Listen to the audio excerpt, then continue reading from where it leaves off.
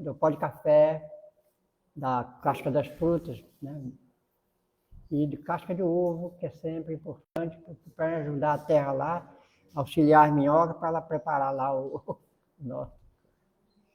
Então, nós agradecemos a todos e a gente vai fazer a página e depois nós vamos dar pressa e depois vamos iniciar a tarefa, né? Então, a nossa página é a lição 135, Desculpa Sempre. Mensagem de Emmanuel pelo médium Francisco Cândido Xavier. Se perdoardes aos homens as suas ofensas, também vosso Pai Celestial vos perdoará. Jesus, Evangelho de Mateus, capítulo 6, versículo 14. Por mais graves te pareçam as faltas do próximo, não te detenhas na reprovação. Condenar é cristalizar as trevas, opondo barreiras ao serviço da luz. Procura nas vítimas da maldade algum bem com que possas soerguê-las.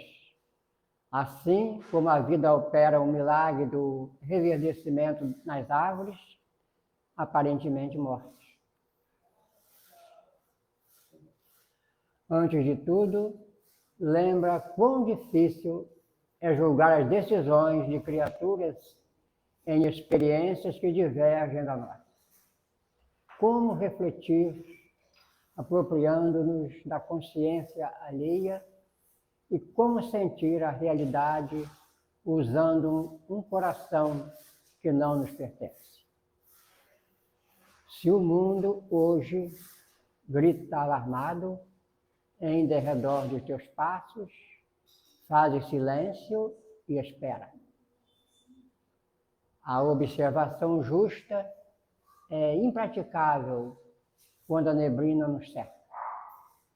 Amanhã, quando o equilíbrio for restaurado, conseguirás suficiente clareza para que a sombra te não altere o entendimento.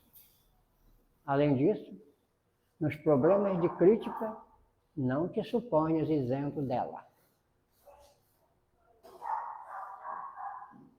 Através da nociva complacência para contigo mesmo, não percebes quantas vezes te mostra menos simpático aos semelhantes. Se há quem nos ame as qualidades louváveis, há quem nos destaque as cicatrizes e os defeitos. Se há quem ajude, exaltando-nos com o porvir luminoso, há quem nos perturbe, constrangendo-nos à revisão do passado escuro.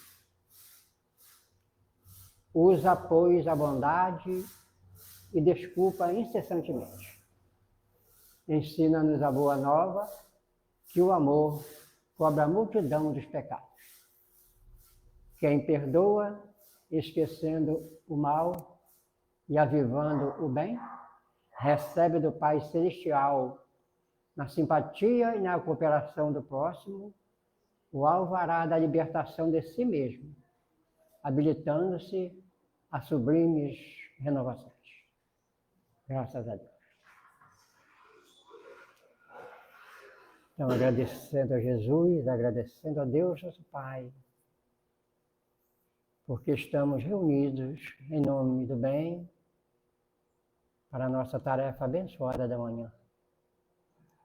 Que a paz que nos invade seja também para os nossos irmãos, companheiros, irmãos em dificuldades, aflições. Que a nossa prece da manhã seja sempre bálsamo consolador,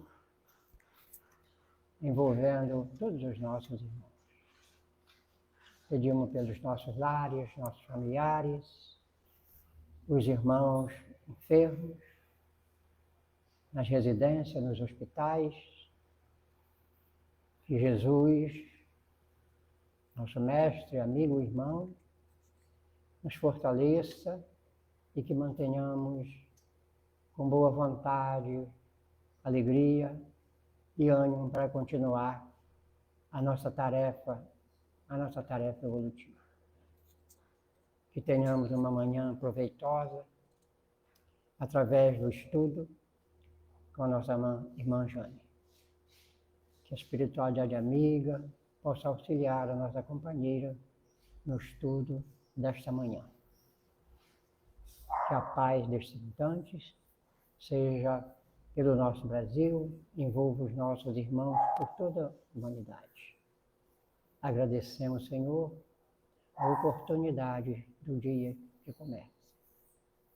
Em nome de todo bem, de Jesus, nosso Mestre, irmão, e de Deus, nosso Pai, Criador de todas as coisas, estamos assim iniciando a nossa reunião de estudos da manhã. Que assim seja. Então vamos convidar a nossa irmã Jane para a tarefa de hoje.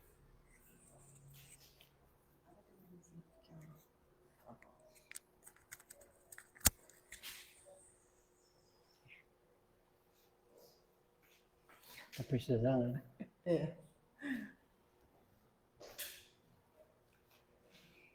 Bom dia. Bom dia a todos. Bom dia especial ali para a Ana. Bem-vinda de volta, Ana. Agora estou de feira aqui na Prata, morando de leite. Oba! Cheguei há 3 semanas. Que maravilha. Então vamos, né, aproveitar essa manhã de estudos, um dia assim só começando, né? Mesmo para quem começa o dia um pouco mais cedo, né? O meio-dia também começa um pouco mais cedo, mas está só começando, a gente tem um dia aí, um dia que a gente pode fazê-lo muito bonito, porque da parte de Deus já está muito bonito, né? Agora também, como já fala Charles Chaplin, né, falava Charles Chaplin, depende da gente também fazer esse dia bom, bonito e feliz. Hoje, nós vamos continuar na sequência dos estudos do livro Pensamento e Vida. Eu acabei de lembrar que eu não trouxe o meu, acabei de lembrar que eu esqueci em casa. Pensamento e Vida. Tema hoje é família. Não sei, eu vi umas caras fazendo assim, como eu fiz também, né? O tema hoje é família. Importantíssimo esse tema. E sempre atual, né? Sempre bom estudo do tema. Nesse capítulo, que é o 12,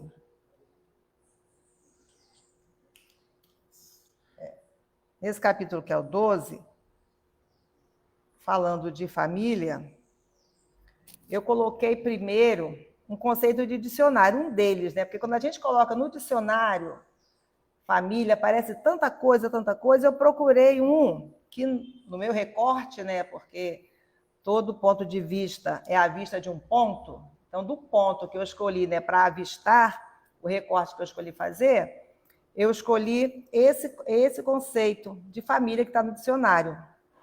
E porque também aparece a palavra pode, né? Quando aparece a palavra pode, né? Pode ser ou não.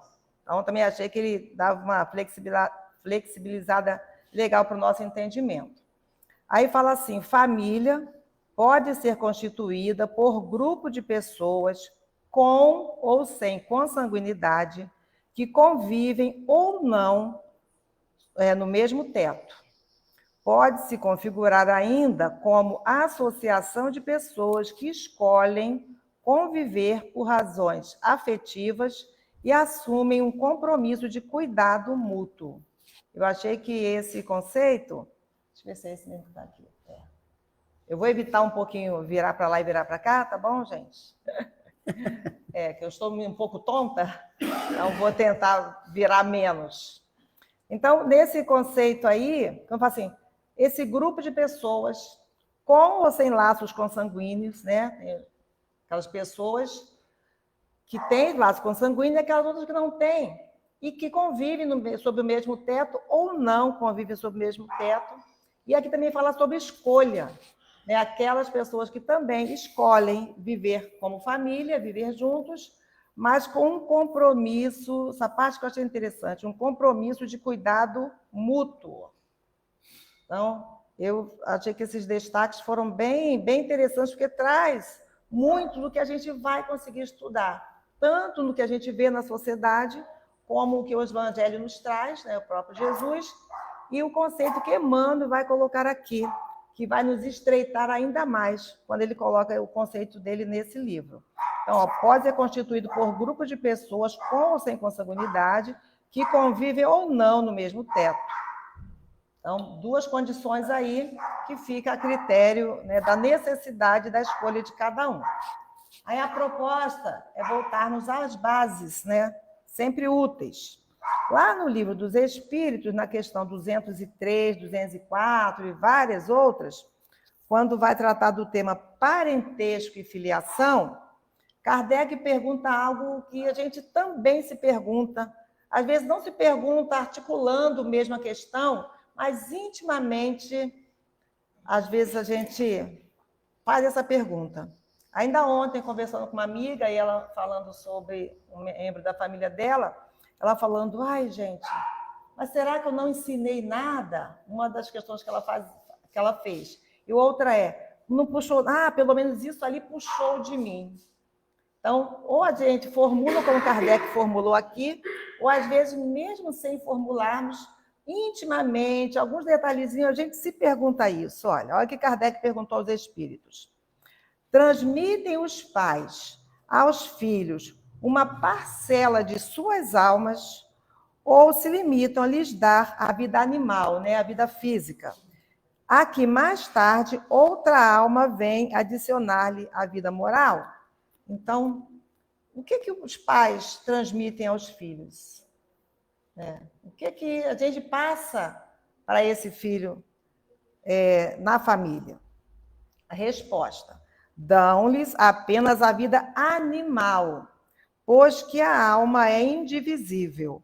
Um pai obtuso, né, um pai assim, que não seja muito inteligente, pode ter filhos inteligentes e vice-versa. Então, a transmissão, assim, lembrando que na codificação, Kardec responde tudo em linhas bastante gerais, muito gerais, e que possa atender de forma a todos. Porque uma das maneiras como Kardec organiza a codificação é essa. Ele só publicava aquela pergunta com aquela resposta quando, numa pesquisa extensa, ele via que aquela resposta serviria, né, aos mais variados questionamentos que fossem feitos sobre aquele tema. Então, é um critério, né, que Kardec usou todo o tempo na codificação. Então, quando pergunta aqui, né, transmitir parcela da alma, né, para o filho, aí ele fala, não, a alma é indivisível, porque a alma, né, é o espírito encarnado, então é indivisível. Não tem uma outra alma que vem dar ali a questão moral. Então, os pais dariam o corpo físico e uma outra alma daria a questão moral. A gente também pode entender assim, realmente, né? Pela genética, pela lei de reprodução, os pais organizam, né, os corpos dos filhos. Mas quem vai falar mais de corpo, a Rosa falou na terça-feira passada, e mais adiante a gente vai falar um pouco mais de corpo também. Mas aquela alma que vem animar, que vem dar a vida moral para aquele corpo, de fato, não é parte da alma dos pais.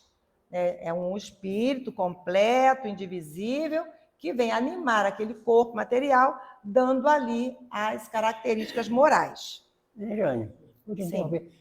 No livro Encontro Marcado, tem uma passagem do Emmanuel, e ele fala, Deus não fez xerox.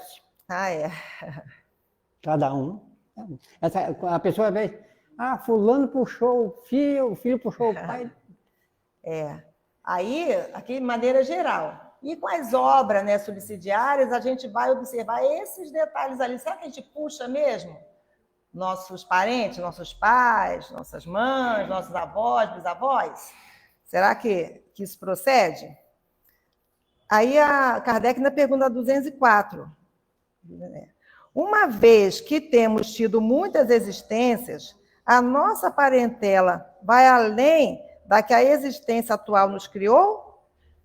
Então, nós temos, né, muitas existências. Pluralidade das existências é um dos pilares da doutrina espírita. São 5 pilares, um deles é esse, pluralidade das existências. Então, já tivemos muitas outras experiências no corpo físico.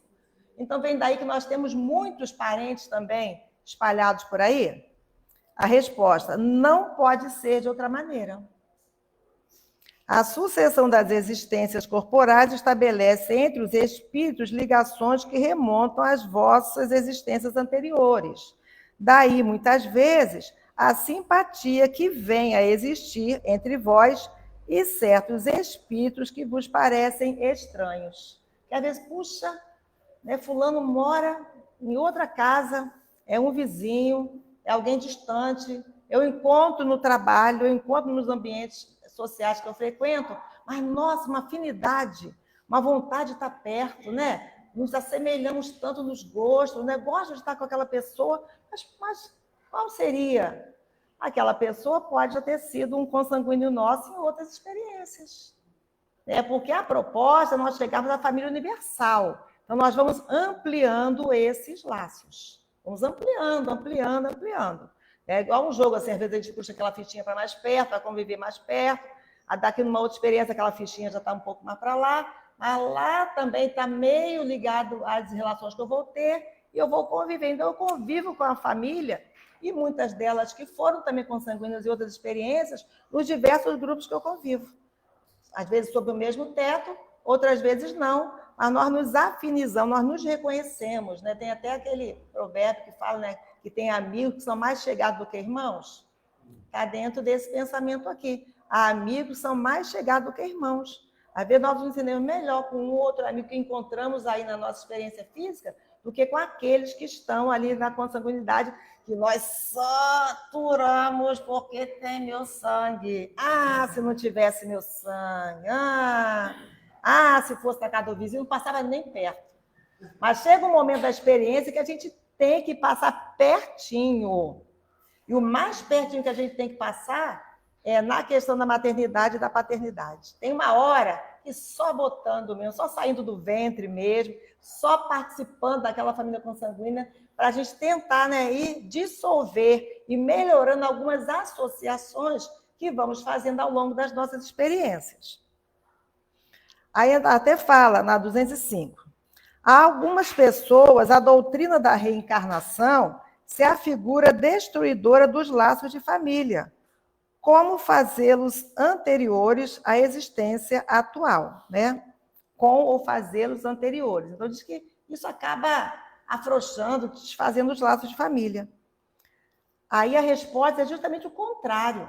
Os espíritos dizem que ela os distende. Então, a reencarnação amplia, estica mais esse laço aí de família. Não os destrói. Fundando-se o parentesco em afeições anteriores, menos precários são os laços existentes entre os membros de uma mesma família. Essa doutrina amplia os deveres de fraternidade, porquanto no vosso vizinho ou no vosso servo pode achar-se um espírito a quem tenhais estado presos pelos laços da consanguinidade. Então, foi o que eu acabei de falar. Então, a reencarnação amplia esses laços, porque nós podemos já ter tido esses relacionamentos consanguíneos em outras experiências. E agora não estarmos mais na consanguinidade, mas estamos no que mais nos prende, que nos prende de fato e para a eternidade, que é a questão da afetividade. Então, tudo isso aí é falando de família. Só tem muito mais coisas, mas eu vou seguir. Aí fui lá no Evangelho, só para a gente ter sempre a base. Lá no capítulo 4, questões 18 a 23, fala justamente sobre a reencarnação fortalece os laços de família, ao passo que a unicidade da existência os rompe. Então, é justamente o contrário. A reencarnação vai fortalecendo esses laços de família. Algumas vezes a gente vem numa experiência, né, fazendo papel de mãe, de pai, e outra vez vem na experiência fazendo papel de filhos, né? Mas sempre papéis sociais com a finalidade de cada vez mais nos tornar fraternos. E aqueles que defendem muitas vezes que é só uma existência, que, né, não amplia o laço, que não, só ali para os meus consanguíneos, só para aqueles que estão ali sob a minha vista, bem pertinho, só com eles que eu vou me interessar, isso é um sinônimo de egoísmo. Não querer que isso se dê é sinônimo de egoísmo. Então, tem uma das questões aqui que os espíritos dizem também que não é assim, só porque eu tive várias experiências que eu vou ter um monte de pai e de mãe quando eu voltar, assim, logo de cara. é a 206. Fala assim: do fato de não haver filiação entre os espíritos dos descendentes de qualquer família, seguir-se-á... Ah, não, não é esse não, não é esse que eu quero, não. Esse aqui fala se, já que não tem essa filiação, se seria justo cultuar os antepassados. Também está dentro do que eu coloquei ali, mas não era isso que eu queria destacar, não. Sim, claro, né, o respeito aos antepassados, né? Algumas doutrinas cultuam muito mais do que a nossa, os orientais cultuam mais, assim, de forma mais frequente, mais pública. Mas não, com certeza, o respeito aos nossos antepassados são importantes. Algumas vezes o que a gente também deixa macular ali pelo egoísmo e pelo orgulho, porque às vezes a gente se sente mais feliz de ter um neto, um bisneto, ou ter um antepassado, que foi alguém de muita importância, mesmo que o caráter não tenha acompanhado essa importância, do que se orgulhar de ter sido o antepassado de um sapateiro simples e humilde. Então, o orgulho é que não, porque não sei quem, meu pai foi um barão, não, a rainha, meu avô, né, sou da descendência da família tal e tal e tal. Esses títulos, vamos nos prendendo a eles muito mais por orgulho e por egoísmo do que por fraternidade mesmo. Então, claro que esse respeito, esse culto aos antepassados é importantíssimo, é nossa origem, né? Isso não deve ser desprezado mesmo. Mas o motivo é que a gente tem que estar sempre atrás. Mas tem uma questão aqui que vem falando sobre, então quando eu voltar, eu vou ter de cara várias mães, vários pais, vai ter aquela multidão assim que eu vou encontrá-los logo de cara. Não é bem dessa forma que acontece, porque o que vai fazendo esses encontros é a afetividade. Então, esses títulos que usamos quando estamos reencarnados, os títulos vão sumindo, mas o amor, a fraternidade é que vai imperando, é que vai mantendo aquelas relações. Então, pode ser que no plano espiritual, todos os espíritos, novamente, sem os títulos terrenos, mas com afinidade. E muitas vezes a gente se afiniza com aquele outro espírito, porque em uma das experiências, aquele espírito já fez o papel da nossa mãe, por exemplo, e continua velando por nós no plano espiritual. Não quer dizer que lá vai ter essa disputa. E é muito interessante que no nosso lar tem um caso que André Luiz abre uns olhões assim, fica regalado, fica assim. Ele chega numa das casas do nosso lar e lá está um espírito ainda, né, usando a característica masculina, só que ele tem duas mulheres. Nossa, aí André Luiz fica... Mas como é que é isso aqui? No plano espiritual também acontece dessa maneira e tal? Aí ele vai explicando, né, que são espíritos que estão comprometidos com a evolução de outros espíritos.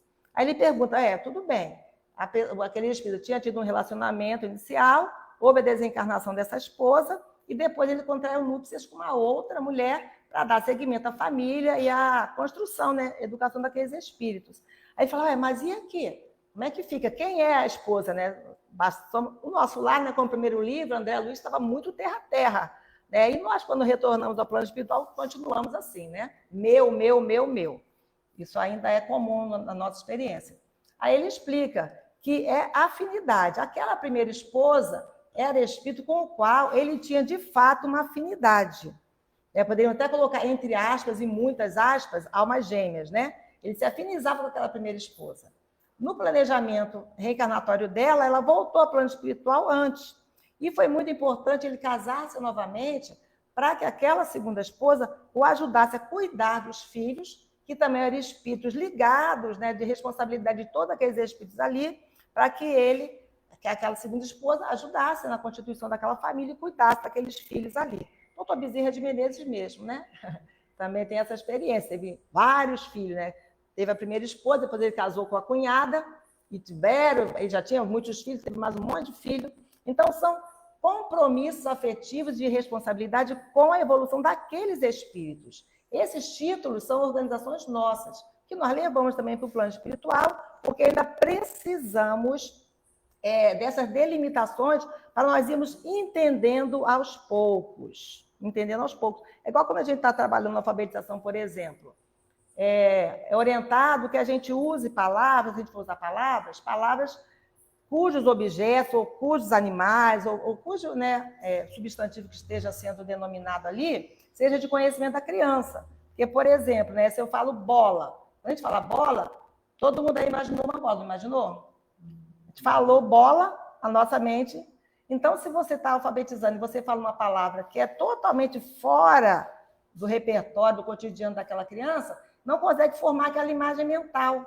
Então, é muito mais difícil depois ele fazer essa associação e compreender aquela escrita se ele nunca, né, fala. Por isso até que eles defendem algumas cartilhas que sejam regionais. Na região norte mesmo tem uma cartilha mais apropriada com as palavras, os objetos, os utensílios daquela região ali, que é bem diversa, da Sudeste, por exemplo. Então, são questões que materialmente nós já nos preocupamos aqui, no plano espiritual também é da mesma forma. Essa questão dos objetos, da nominação, dos termos, são necessários enquanto nós estamos, depois que a gente já passou dessa fase da infância, alfabetizados, quando aparece uma palavra que a gente não sabe o significado, a gente consegue formar mais do que seja aquilo? Da mesma maneira, não. Mas nós já temos independência de procurar um dicionário e procurar saber o que aquela palavra quer dizer. Nós ainda temos muito essa necessidade de fazer essa correlação do que está sendo falado para que a gente forme a imagem mental e compreenda o contexto. Isso tudo é fase da evolução. Então, na questão da família também não acontece de forma muito diferente, não. Então, esses títulos, esses papéis, eles também vão evoluindo. Então, conforme a gente evolui, menos importância nós damos aos títulos e aos papéis e vamos agregando, inclusive, outros espíritos com os quais nós nunca convivemos, mas que nós aceitamos trazer na nossa família, porque no nosso convívio ali, familiar, nós temos elementos que vão ajudar aquele espírito.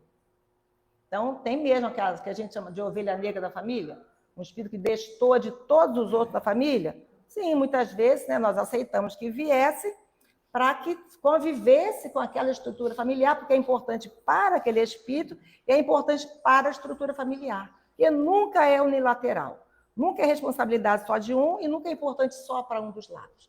Todos nós vamos caminhando, evoluindo, aprendendo nessas inter-relações, nessas relações que nós vamos construindo. E na família, muito mais. Espera que eu nem comecei a falar do livro ainda, gente. É porque esse tema, né? Oi. Ah, por favor. Aí você passa e vê se eu estou lendo o que está aqui. Ah, tá ótimo. Te agradeço, porque o negócio aqui está rodando. Vocês estão rodando, está tudo rodando, gente. Só falo isso. Lauro falou que quando faz 80 anos é assim mesmo. Aí no outro slide, eu coloquei isso aí reforçando que... Se você quiser sentar, fica à vontade. Não, sentado é pior. Quando eu sento é pior. Se eu parar, roda mais rápido. Eu falando, roda mais devagar.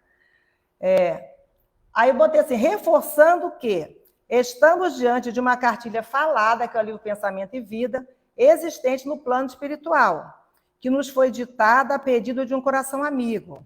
Essa cartilha é apresentada aos espíritos que estão se preparando para reencarnar e contém, aí eu botei entre aspas porque essa parte ali está no livro, algo leve e rápido, não estou achando nada leve e rápido, que condensasse os princípios superiores que nos orientam à rota. Então, esse livro Pensamento e Vida é uma cartilha de tradição oral, uma cartilha falada que tem no plano espiritual. Quando a gente está preparando para voltar ao corpo físico, nós estudamos essa cartilha. E os temas que estão colocados ali são os temas mais importantes para que a nossa rota aqui terrena esteja muito bem equiparada. Eu, às vezes, fico assim, gente, eu acho que eu não li essa cartilha, não. Eu acho que pularam a minha vez. Na hora que era para eu ter contato com essa cartilha, acho que eu não li, não. Ó, a Emmanuel diz que essa cartilha tem lá e que ela é parte da preparação para a reencarnação. Então, eu acho que a gente não lembra disso. Amém. O véu do esquecimento, né? Sabedoria divina mesmo de esquecer dessas coisas. E é claro que família, pode passar mais umzinho. Família não poderia estar, acho que deveria ser até o primeiro capítulo, mas não, o primeiro capítulo vem falando mesmo do pensamento, da vida, das associações. Aí nesse livro, olha a descrição de família que tem, que Emmanuel, a ideia não é do Emmanuel, ele dita para Chico Xavier porque pedem, né? Mas é uma ideia mais ampla do que a dele. A família consanguínea entre os homens pode ser apreciada como o centro essencial de nossos reflexos. Aí a gente já começa a não gostar. Reflexos agradáveis ou desagradáveis que o pretérito Devolve. Então, Emmanuel sempre muito direto. Então, a família pode ter, né, pode por nós ser entendida dessa maneira. Então, é reflexo, né, centro essencial de nossos reflexos. Estamos refletidos ali, e de lá para cá e de cá para lá, entre os nossos consanguíneos. Aqui fala consanguíneo, mas ao longo da página a gente vai percebendo que ele amplia. Só que esses reflexos podem ser agradáveis ou desagradáveis. E é só a devolução do nosso passado, das escolhas que tivemos. Então, esses nossos, né, parentes, né, os nossos familiares, nós nos refletimos aí, são reflexos de nossas experiências anteriores. Muitos deles foram, sim, muito desvirtuados por nós em outras experiências. E agora nós viemos juntinhos para poder colocar no caminho novamente. Muitos deles são pessoas, não são espíritos que precisam nos perdoar. E aí nós somos colocados próximo numa outra constituição. Espíritos que nós precisamos também perdoar, também aprender a conviver, também dar um plus, também dar um auxílio. É tudo entre a gente mesmo. E lá tem um capítulo, que eu vou botar aqui depois no trechinho, sobre a associação. Porque aqui, quando fala que esses reflexos que o passado nos devolve, é devolução aí do passado. Cada criatura está provisoriamente ajustada ao raio de ação que é capaz de desenvolver, ou mais claramente, cada um de nós, apenas pouco a pouco, ultrapassará o horizonte a que já estende os reflexos que lhe digam respeito. Então, nós ficamos, sim, um bom tempo reencarnando ali no mesmo grupo. Então, quer dizer, espíritos vão reencarnando várias vezes no mesmo grupo, né, melhorando essa relação, pouco a pouco, vai se entendendo, vai se articulando, vai se amparando. Então, nós renascemos, sim, dentro daquele mesmo grupo várias vezes, até que tenhamos condições de avançar, de já viver outras experiências, aumentando aquele grupo de relacionamento, aquele grupo de convivência. Aí até fala... estendo os reflexos que lhes dizem respeito. Então, quais as aprendizagens que a gente precisa na próxima experiência ou nessa experiência? Aí vai tudo se articular. Quais são os espíritos, mas não é de fora para dentro. É reflexo e é também a questão das afinidades. Essa lei não tem como, a lei de afinidade. Nós vamos nos afinizando, fazendo os convites de acordo com o que pensamos, de acordo com os gostos que nós temos. Aí no livro ele até fala desses espíritos que nascem, né, uma família de músicos, uma família de artistas.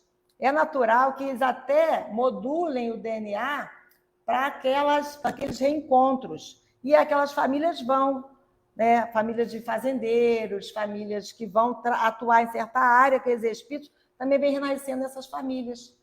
E, da mesma maneira, outras associações também são feitas. Não é triste quando nós vemos, por exemplo, na mídia, aí, uma família em que toda a família é envolvida com o crime? Até passou, né, no Fantástico Domingo, o nome de uma família ali em Vassouras, né? O sobrenome de uma família ali em Vassouras. E a gente observa, né? Eu vi. Gerações e De pai para filho, gerações.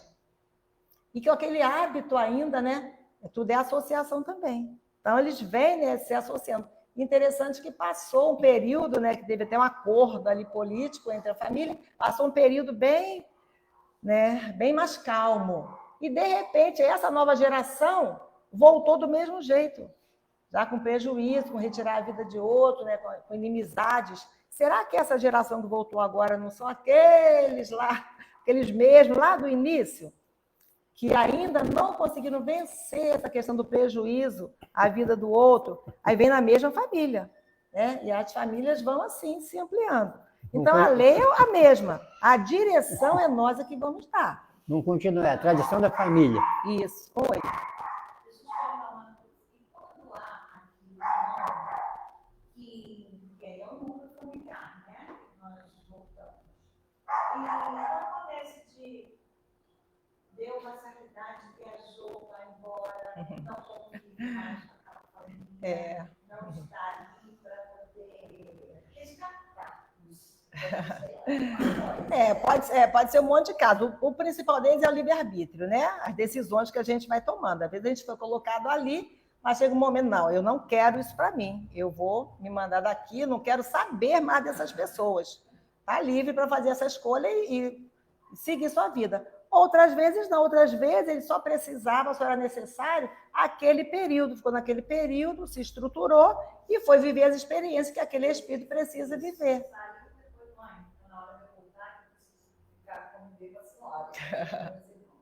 Aí voltou. Bom, embora, mas voltou. E tem filhos, né, que saem, ficam distantes da vida. Não tem de verdade aquela afinidade. São espíritos que não têm tanto aquela afinidade. E que, às vezes, aquela família foi o suporte que ele precisava e a experiência que aquela família também precisava naquele momento. Cumpriu aquele suporte e o espírito segue. Porque aquele espírito pode ter outras experiências a viver que não estão relacionadas com aquela família necessariamente. Aquela família foi importante para naquela estruturação inicial, mas que não tem aquela afinidade, aquela liga mesmo, que faz com que se preocupe, que faz com que queira estar junto, né, afinizado. Pode ser tudo isso, porque, na verdade, somos espíritos com experiências diversas. Cada um de nós tem a sua experiência a passar. Ótimo, né? Vamos nos apoiando em família, mas não é um aprisionamento, né? Algumas vezes, por mais que tente afastar, não consegue. Às vezes acontece também dessa maneira. Vai, afasta, mas alguma coisa faz com que retome. Vai, afasta alguma coisa. Por quê? Ainda tem muito que ser aprendido e ensinado ali e convivido ali também. Então, não é tão simples assim, entre aspas, se livrar dos nossos desafetos. Porque algumas vezes tragédias acontecem também, né? São espíritos muito inimigos que vêm juntos ali com o objetivo sempre de avançar, de melhorar. Mas, às vezes, não tem a resistência moral necessária e acontecem até crimes. Né? Nós ficamos assim, meu Deus, né? Como aquela filha matou os pais, né? Como aqueles pais mataram aquele filho. E, por isso, a recomendação de Jesus, vigilância e oração. Porque o cadinho, né, que é a família, né? Cadinho, aquela vasilha que aguenta, né? O cadinho é uma vasilha que aguenta temperaturas imensas. Então, aquele recipiente que aguenta aquelas temperaturas, aquela fervura imensa, que derrete até metais, é o cadinho. Isso é a família. Então, essa estrutura, né, essa vasilha que vai aguentar essa efervescência moral que todos nós trazemos ainda no nosso campo de experiência, é o que vai suportar mesmo ali. O cadinho, a família vai se manter ali. E tem várias formas dessa estruturação, porque nós também precisamos, pelo nosso livre-arbítrio e pelo nível de consciência que nós já temos, fazer sempre essas avaliações. Até onde eu consigo ir? Até onde daqui para lá vai ser um desastre, então é melhor que eu evite esse desastre. É igual a questão do divórcio, né? O Evangelho fala sobre o divórcio, né? Pela dureza dos nossos corações, foi permitido que, né, os antigos lá dispensassem suas esposas. É um pouco diferente. Mas, às vezes, né, vale mais a pena de verdade pedir ali uma moratória, pedir um tempo, pedir para encontrar com aquele espírito lá na frente. O pessoal divorciado não gosta de escutar isso, não, né? Porque a gente é como se a gente tivesse uma mala muito pesada. Aí chega uma hora da viagem, não, a gente não aguenta mais essa mala, não. Estou aguentando. Põe a mala ali no chão, separo, vou viver as experiências, que é tudo a experiência. Como diz o Guilherme, tudo é repertório. Eu vou viver ali. A mala está lá. Em algum momento dessa viagem, aquela mala vai surgir novamente na minha mão. Ah, meu Deus do céu, estou falando para mim, tá? Mas interessante que eu acho que eu que estou carregando a mala. Às vezes a mala é que sou eu, gente. Às vezes a mala é que sou eu. E lá na frente a pessoa que me largou vai ter que pegar de volta e seguir. Mas não é como castigo, é porque tem uma lei. E essa lei de afinidade, ela vai sempre nos unindo. E a lei divina é o amor. Então tem momentos em que precisa mesmo de uma pausa, é melhor do que piorar a situação. Lá na frente, mais amadurecido, com mais condição. Quantos casos, né, de casais que se separam numa certa fase e depois, lá no final, mais perto do final da vida, voltam a unir e há um cuidado de um com o outro. Lembra do conceito do dicionário? Que essas pessoas que decidem se auxiliar mutuamente. Gente, tudo pode acontecer, porque nós somos livres para fazer as escolhas. Então, não tem nada que seja definitivo entre nós. tudo é experiência. Então, em tudo que nos acontece, analisar, avaliar, pensar, né? Por que aquilo está acontecendo? Qual a melhor forma que eu tenho de lidar com isso? Né? E da mesma maneira, somos espíritos em evolução. Nós vamos nos apoiando uns aos outros, mas nós não somos dependentes uns dos outros. Alma gêmea mesmo, metade da laranja, é muito romântico, mas não tem. Não tem nenhuma metade de laranja, somos todos laranjas inteiras. Às vezes a laranja podre né? Às vezes do caixote lá, a laranja podre é justamente a gente. A gente tem que tirar dali para não estragar todas as outras, mas vai se cuidar daquela laranja, porque nada se perde na natureza. Aquela própria laranja mesmo vai adubar, né? Vai seguir ali a trajetória. Então, assim também com a nossa experiência. Se quando nós nos conscientizarmos que somos espíritos em evolução,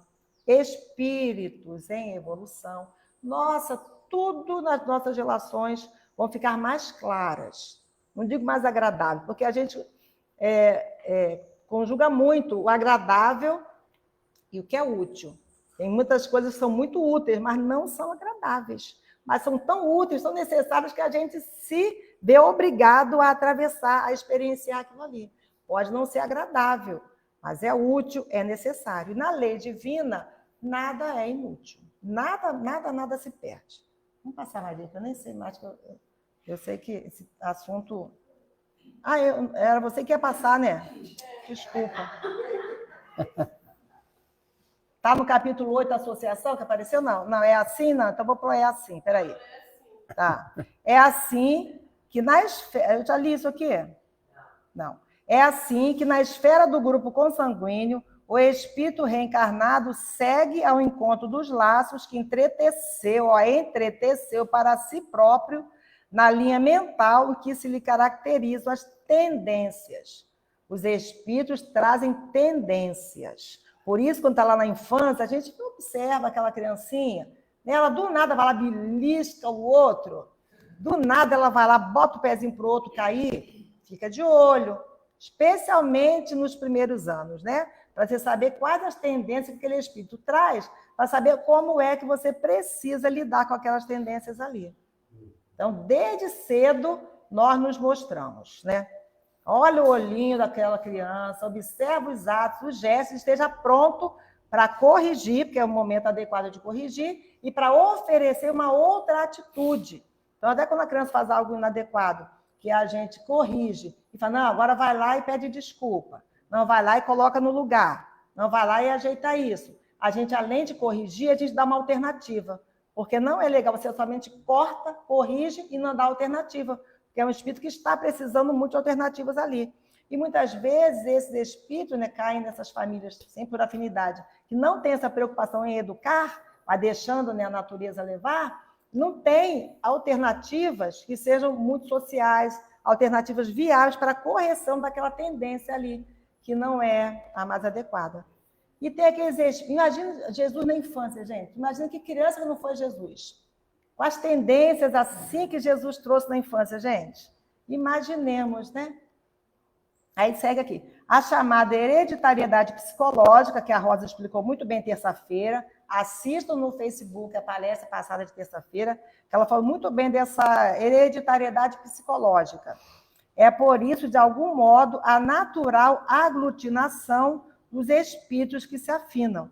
Essa hereditariedade psicológica, né? São essas afinidades que os espíritos trazem e que vão se afinando, vão se encontrando por aquela hereditariedade. A gente não vai, né, entregar para o filho essa herança psicológica, porque aí já é daquele próprio espírito. Mas essa afinidade psicológica são aquelas impressões que nós já temos gravadas em nós, que às vezes queremos até agir diferente e não conseguimos, já viram? Às vezes a gente quer fazer diferente, mas não consegue ainda. E quando a gente começa a se incomodar por não conseguir fazer melhor do que a gente está fazendo, é um bom sinal. É sinal de que a gente já está tendendo a evoluir, a fazer melhor. Porque enquanto a gente está fazendo, né, se orgulhando de agir daquele jeito, estamos longe ainda de uma maturidade psicológica. Então, os espíritos também se encontram por essa hereditariedade psicológica, que são as tendências, a forma de agir, tudo isso vai nos aproximando. Agora que vem o capítulo 8. Eu trouxe só um trechinho do capítulo 8. Gente, esse livro Pensamento e Vida, acho que todos nós deveríamos ler várias vezes, porque já que é uma cartilha que nos foi apresentada antes de virmos aqui, é legal que a gente agora, né, pudesse retomar essa cartilha que nós estamos fazendo aqui durante esse mês, né, esses meses. Né? Oi? Isso aí, não, a tendência é essa. Nos comprometemos novamente, né? Aí tirei só um trechinho do capítulo 8, que tem o título Associação do Pensamento e Vida. Assim também na vida comum, a alma entra em consonância com as correntes mentais em que respiram as almas que se lhe assemelham. Então tá aí, né? Entramos aí nessa, né, nos ligamos.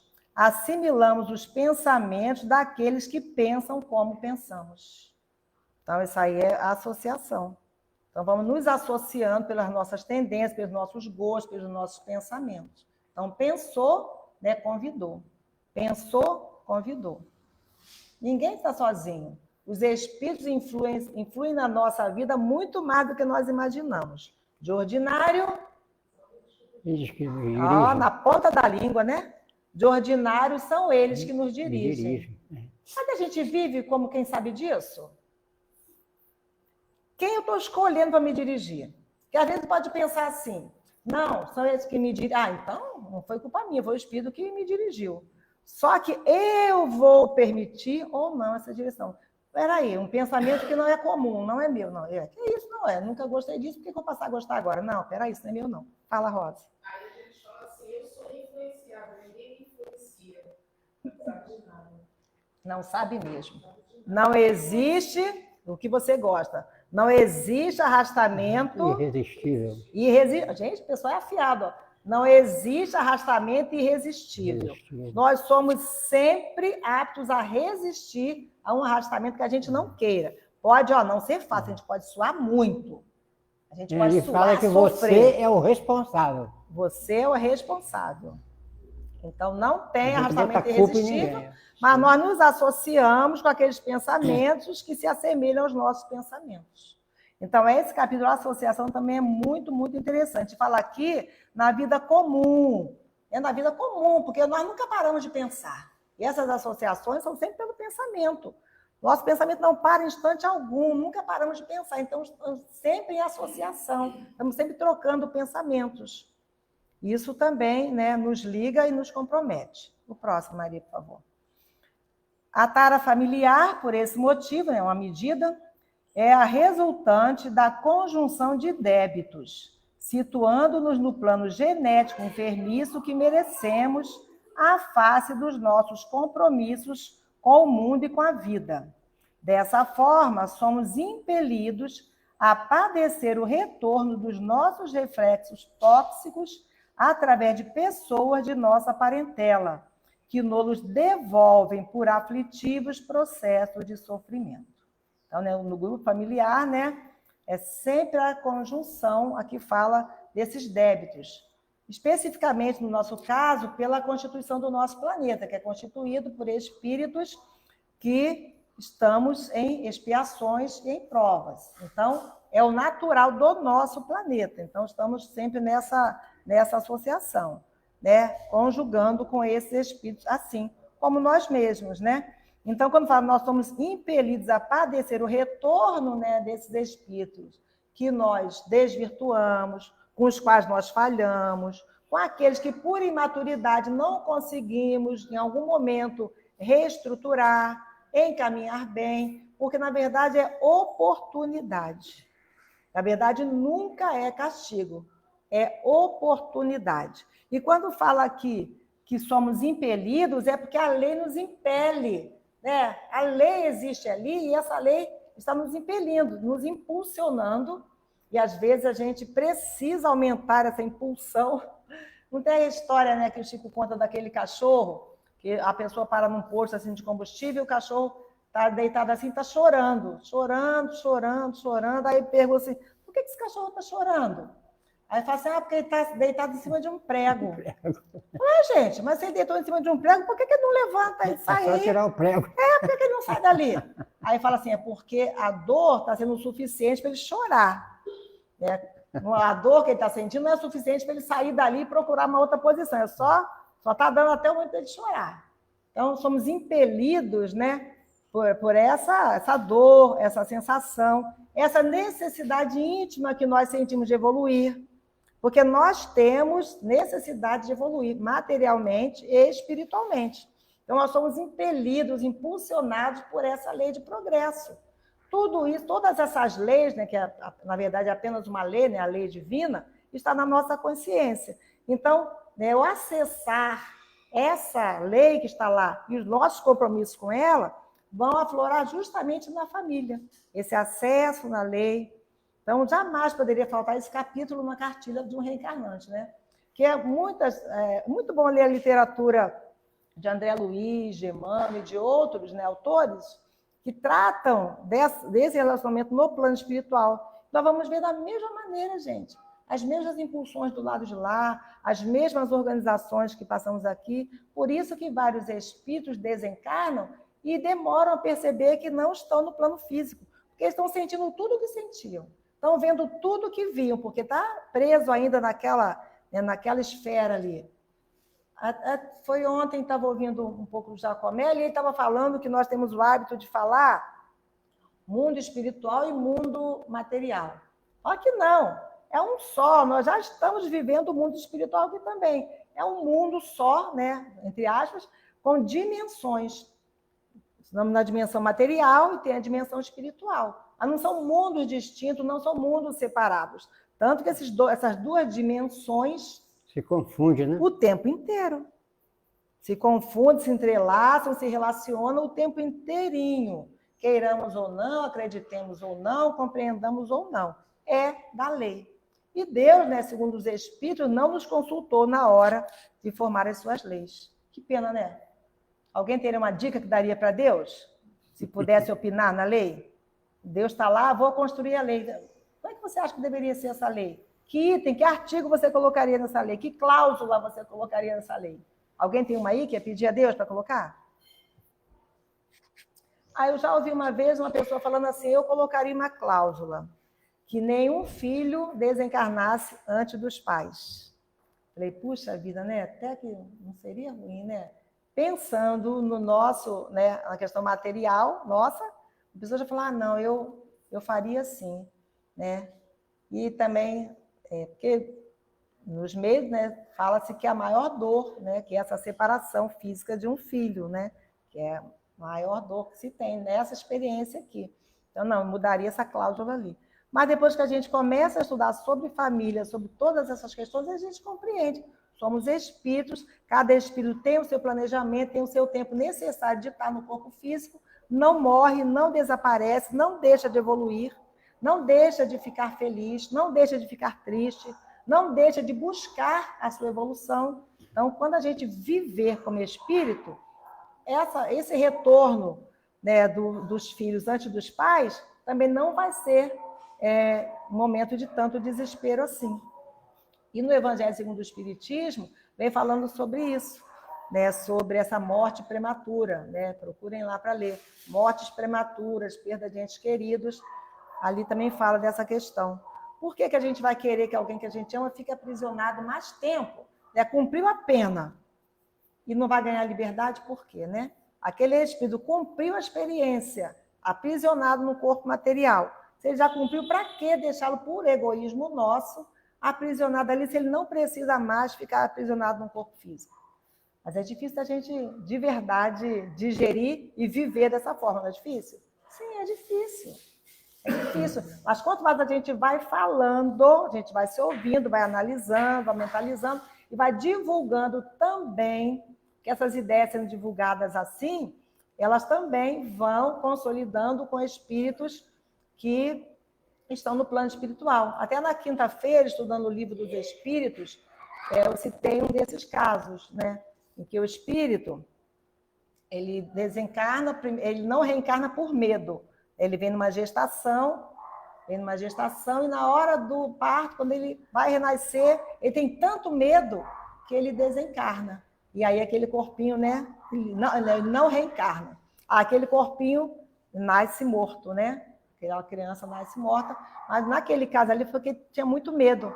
E depois de um tempo que aquele espírito é evocado, que o mentor dele explica o caso daquele espírito, que seria até uma menina, fala que quando estava no plano espiritual, achou que poderia enfrentar aquelas provas ali, mas sabia que seriam provas duras. Então, quando chegou mais próximo assim, o medo foi tanto que desestruturou aquela estrutura, né, ali da gestação e não conseguiu dar aquele chorinho, né, que começa a contar entre o número dos vivos, por medo. Então, esse espírito vai sendo depois evocado em várias outras reuniões e vai explicando o caso. Aí, num desses, porque aí pergunta primeiro ao mentor dele, né, que ele não tinha condição de falar. Aí o mentor vem falando, aí pergunta para ele, eu posso perguntar qual era a natureza das provas que você viveria aqui, que você, no último momento, não teve coragem? Aí ele fala que nasceria com um corpo deficiente, que traria deficiências físicas, e que lá no plano espiritual ele achou que conseguiria, né, vencer, e conseguiria passar pela prova, só que o medo não deixava. Então, ele não conseguiu. Então, já não era a primeira vez que tentava essa reencarnação e não ia. E aí vai, né, vai seguindo. Os pais eram espíritas e perguntam, né, porque no Evangelho também fala que essas mortes podem ser provação para os pais. Aí os pais querem saber por que aquele espírito, né, não conseguia renascer entre eles, se era aprovação para eles.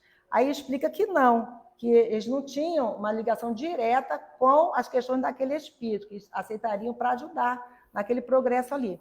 E aquele espírito já tinha sido daquela família, tinha sido tia daquela que nessa encarnação seria sua mãe.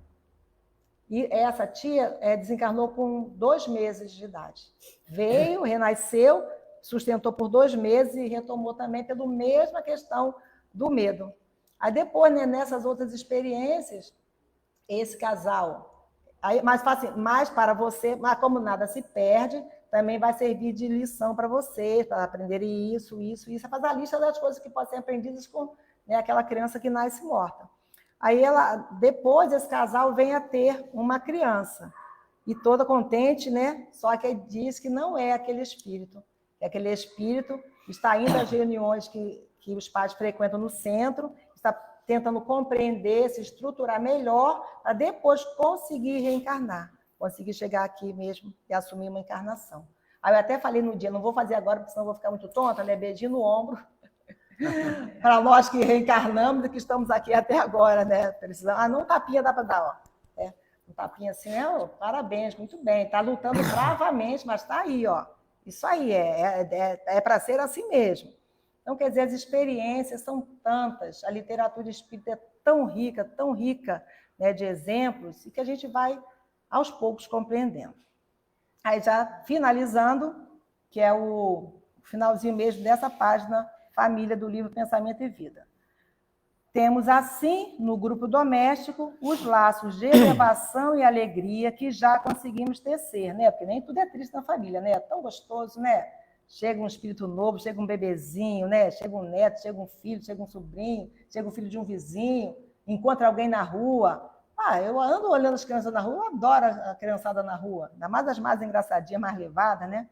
Que já conseguimos tecer por intermédio do amor louvavelmente vivido, mas também as algemas de constrangimento e aversão nas quais recolhemos de volta os clichês, né, aqueles carimbos inquietantes que nós mesmos plasmamos na memória do destino e que necessitamos desfazer à custa de trabalho e sacrifício, paciência e humildade, recursos novos com que faremos nova produção de reflexos espirituais, suscetíveis de anular os efeitos de nossa conduta anterior, conturbada e infeliz. Então, né, conseguindo vencer, nós vamos anulando aquelas condutas infelizes que tivemos quando nós sabíamos menos, quando éramos menos maduros, quando não compreendíamos como compreendemos hoje os objetivos da vida. Então, tudo é oportunidade. Leiam o capítulo todo, porque aqui tem só um pouquinho das ideias. Voltem às bases, né? Leiam. Vale a pena estudar, né? Procurar compreender, para que a gente escreva uma página melhor e mais feliz aí na nossa cartilha da vida.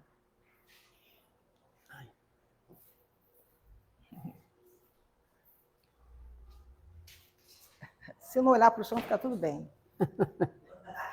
Não falei que ia conseguir? Não posso olhar muito para o chão e olhar de volta. Mas eu estou bem, vim até dirigindo, gente. Então, agradecemos a Jane que trouxe o estudo. A família é tão importante para todos nós. Tem uma passagem no livro, acho que é no Mundo Maior, né, da criança que quer nascer e a mãe não quer deixar, né? Aí ela provoca o aborto. Aí a criança, se você não quer deixar ela nascer, aí a mãe desencarna pela ação daquela criança que, já que eu não vou nascer, você também não vai viver mais daqui para frente. É a desencarna. Né? Então são coisas da questão de família. É muito bom. Então vamos elevar os nossos pensamentos, agradecendo aos amigos espirituais que estiveram conosco na manhã de hoje, os irmãos que vieram estudar, agradecendo a Jesus, nosso mestre, guia, nosso irmão de todos os momentos. Agradecemos a oportunidade do estudo que recebemos na manhã de hoje, e novas experiências que possamos, dentro dessas informações que chegam entre nós, desenvolver o nosso viver a partir, que possamos continuar a nossa tarefa evolutiva, buscando sempre o bom ânimo, a alegria de viver e superar as dificuldades do caminho, porque Deus nos fez forte para superar os momentos difíceis da nossa caminhada evolutiva. Que a paz deste momento nos envolva sempre, envolva os nossos lares, nossos familiares, que tenhamos um final de semana tranquilo junto aos nossos irmãos, companheiros da caminhada evolutiva. Que a paz deste momento envolva todos os nossos irmãos, pelo nosso Brasil e por toda a humanidade. Em nome de todo o bem, de Jesus e de Deus nosso Pai, estamos encerrando o primeiro encontro da manhã de hoje. E assim seja.